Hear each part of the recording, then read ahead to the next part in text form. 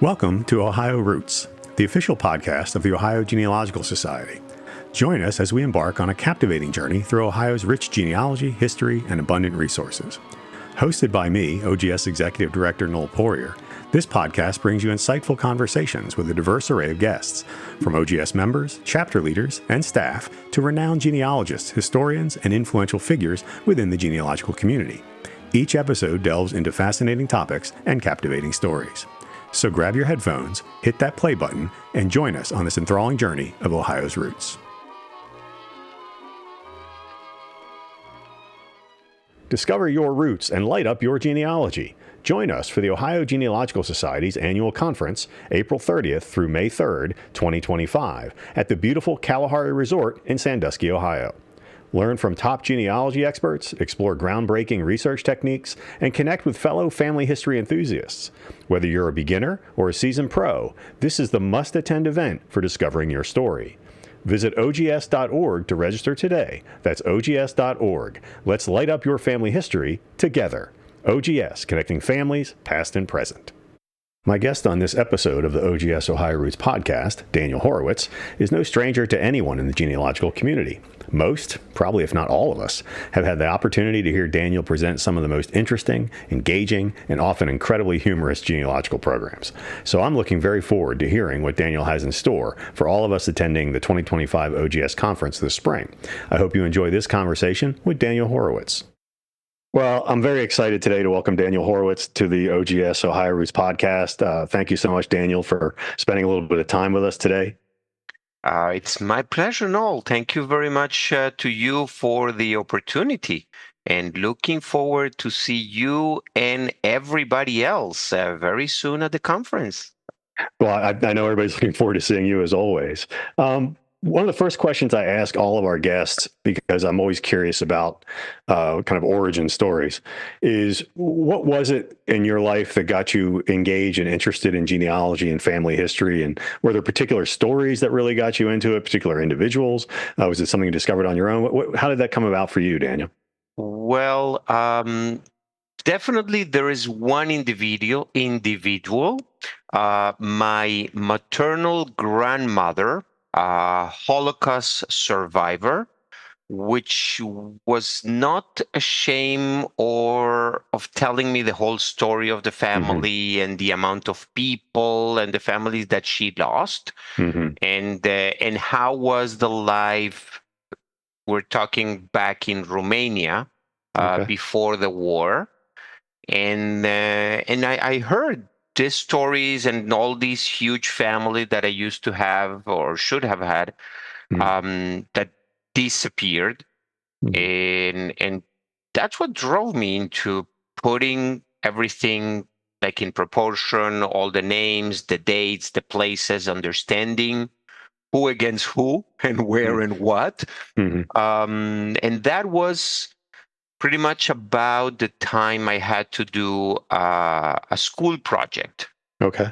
For like a family school project, searching for my roots.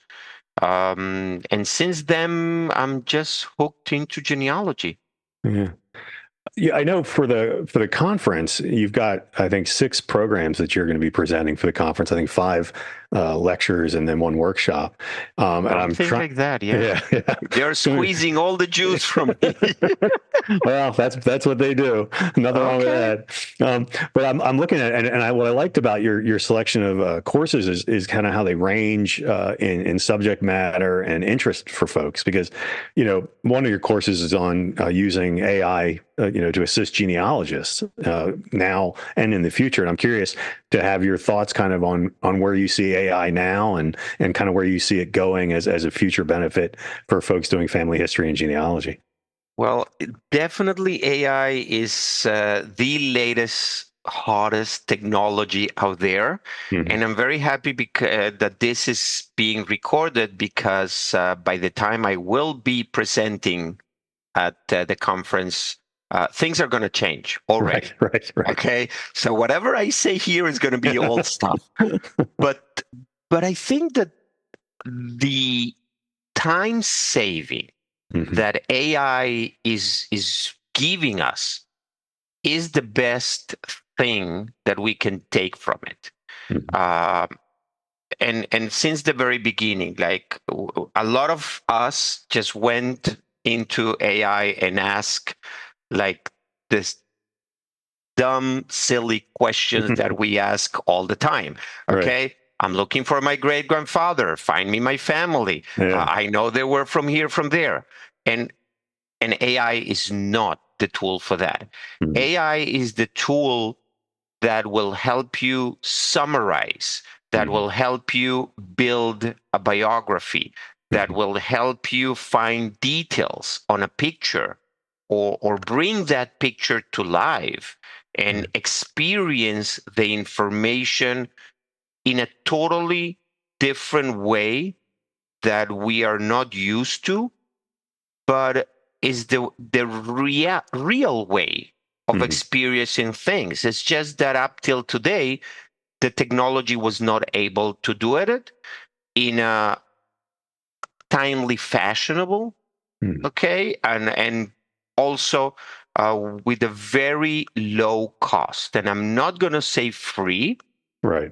because yes, there are AI tools free out there, but if Mhm. you really want a quality product, if you really don't want to see a picture of your grandmother with three hands, okay, or a summary of the biography of your great grandfather saying that he did things that never dreamed to Right. do, Right. you need to invest a little bit, Yeah. not a lot, a little bit. Yeah. And that is what we are already gaining from Yeah. AI, saving time, getting better analysis, getting leads Right. to new opportunities and new tasks and things in our genealogy Mhm. research. So yeah, I mean, in my mind, I mean, as someone who uses AI for a lot of different things, I just view it as yet another tool in the toolbox, but not as kind of the end all beat all to everything that I'm doing. Definitely. Yeah.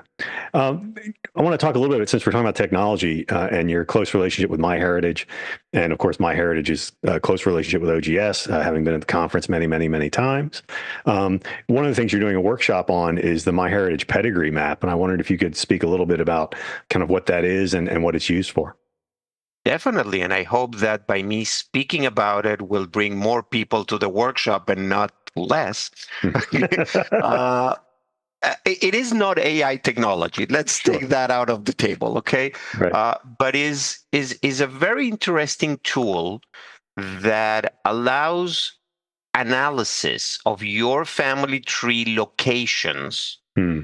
and put them in a map that are easily understandable, where you can drive conclusions Mhm. from it and even discover some mistakes. Okay. Now, it do have a caveat because, and I'm saying this from personal experience, um, it has to be based on a real map. Right. And the map we chose is Google Maps. Okay. But even if we used a different map, it is today's map. Mhm. And I'm Sure. making emphasis on that Yeah. because, my family said that they were born in Romania. Hmm. Well, the problem is that when I went to visit, I suddenly found a border crossing before I could arrive to the place, because Yeah. today is Ukraine. Right. So we need to be aware of those things, but the tool will help you Yeah. actually pinpoint and fine tune and see your Right. family in a map in a much better perspective. And so it kind of, I guess it would kind of then drive you to look at a map from the period your ancestor resided in that area, maybe to get a better understanding of what the lay of the land was then.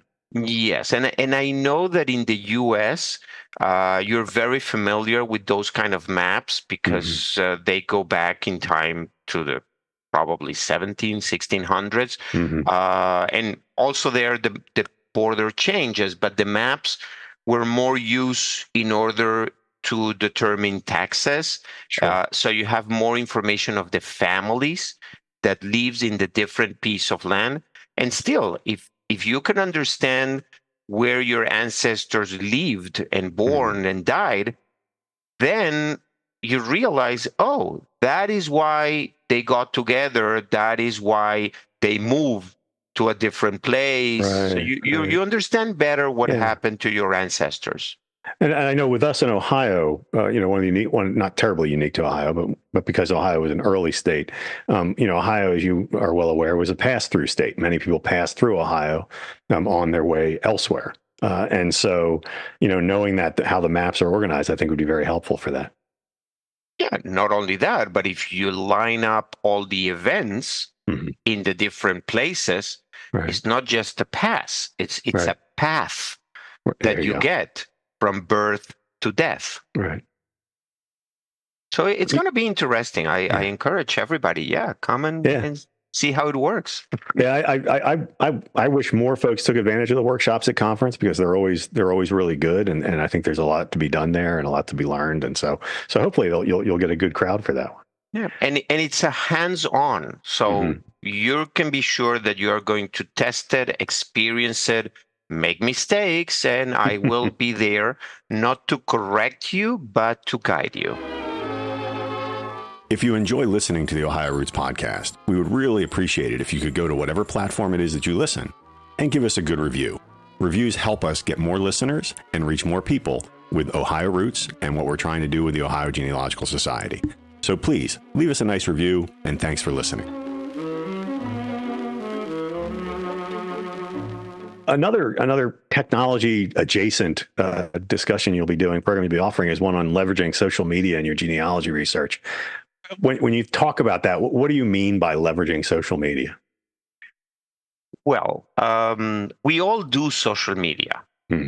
What channels will depend of your orientations? I will say today your age. My son will not touch Facebook with a 10-foot pole. Okay, Facebook is for old people. But you know what? Perfectly. That's the people I want to connect with. Okay. Exactly. My daughter loves Instagram because she posts every picture and every video of everything she does in her life. So there is a social media channel for everyone. If you like X, as they call it today, I used to call it Twitter. You use it, and if not, you go to Blue Sky or another one. Okay. So imagine that those social media channels are actually the voices of the people, the newspapers, and I will use even the word newspapers of yesterday. So if you really want to find what your family is doing, if you really want to keep up with the events on your family, you have to be in social media. You need to connect with social media. And then if you can do that with the people you know, it's not much difficult to find people that may have your same last name or was born or living in the same place or have the same origins. Many Facebook groups and many other channels and groups out there that you can leverage.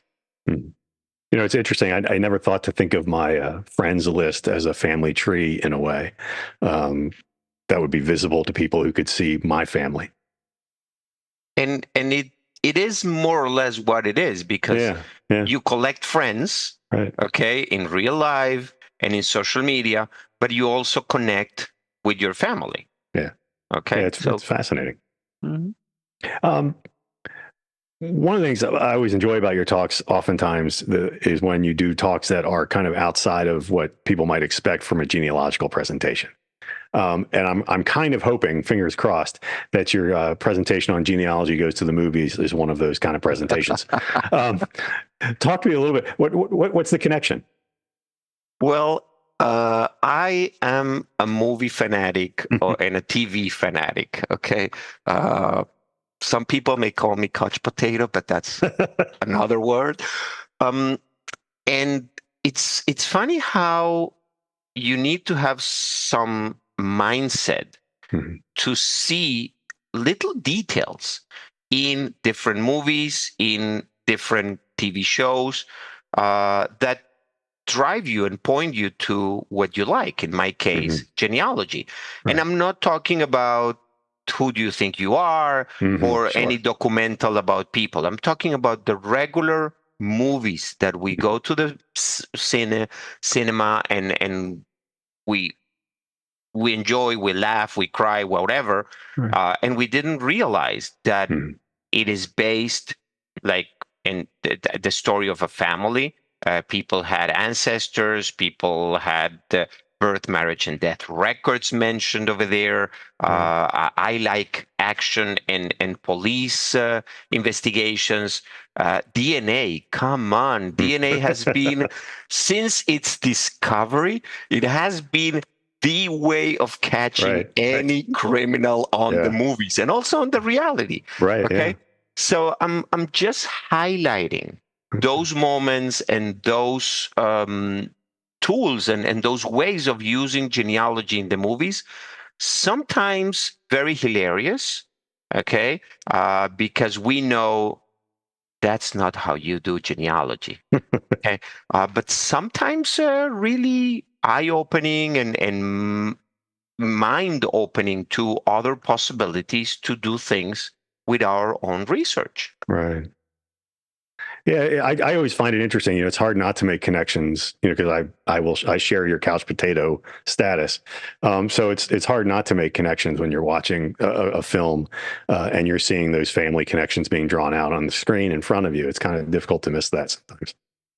Oh, yes. But I enjoy very much to see a subject that is my passion since, again, many, many years ago, brought to the screen and shared with other people and other people enjoying it. Right. Right. Even without noticing or knowing that that is genealogy.